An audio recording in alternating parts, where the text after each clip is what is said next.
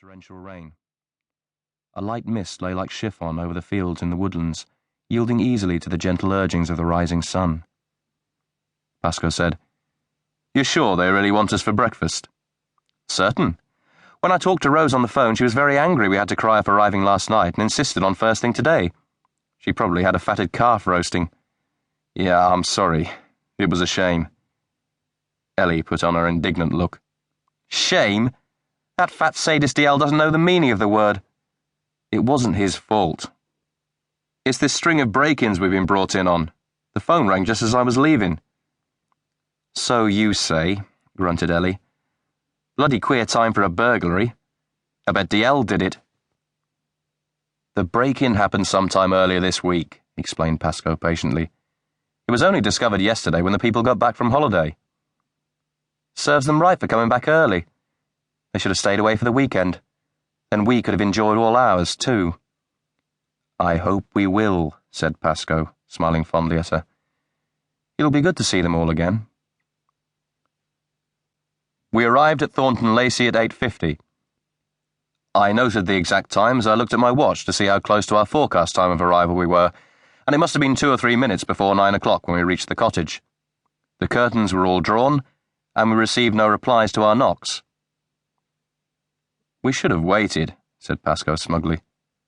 "Nonsense! If they got so pie-eyed last night they can't hear us knocking, they weren't to be ready for 9:30 either." It was a lovely cottage, Tudor, half-timbered. A not very successful attempt had been made to train a rambling rose around the doorway. Above the thatched roof, a flock of television aerials parted the morning breeze and serenely sang their triumph over charm and Tudory. "Colin's quite ruthless," said Ellie, following his gaze. "If you modernise, modernise.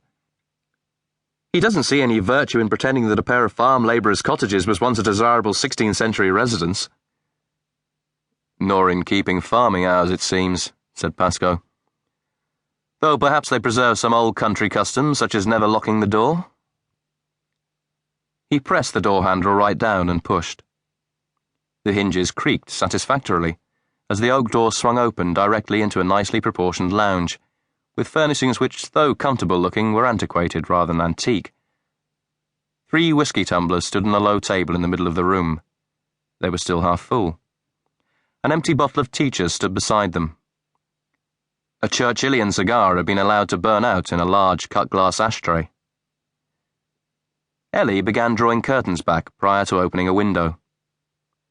Pascoe was sniffing gently, a faintly puzzled look on his face.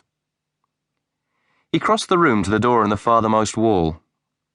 It was ajar, and he pushed it fully open and stepped through into the next room. The round, highly polished mahogany table still bore the debris of a meal. But it wasn't the table which held his attention. White-faced, he turned to stop Ellie from following him. She had moved to the rear window now, and was just drawing the curtains there. "Ellie," he said. She froze, her hand on the window latch staring incredulously through the pane. A thin, single-noted scream forced its way from the back of her throat. 2 men were lying on the dining room floor in positions indicated on the police photograph A1. They had both received severe gunshot wounds and had been bleeding copiously. The nature of the wounds and the strong cordite smell I had noticed in the air led me to assume the wounds had been caused by a shotgun fired at close range. The man lying beside the dining table, position X on the photograph, I recognised as Timothy Mansfield of Grover Court, London NW2. The other man I was not able to recognise immediately, as he had received the greater part of the gun blast in the neck and lower face, but later I was able to confirm he was Charles Rushworth of the same address. I turned to prevent Miss Soper from following me into the room, but she was clearly disturbed by something she could see from the rear window. I looked out into the garden at the back of the house and saw the figure of a woman lying at the base of a sundial in the centre of the lawn, photograph C3. I could not recognise her from the window, as her face was pressed to the grass. There had been a great deal of bleeding from the head. "It's Rose," said Ellie. "There's been an accident." She made for the dining room, seeking a way into the garden. Pascoe caught her by the shoulders. "Telephone."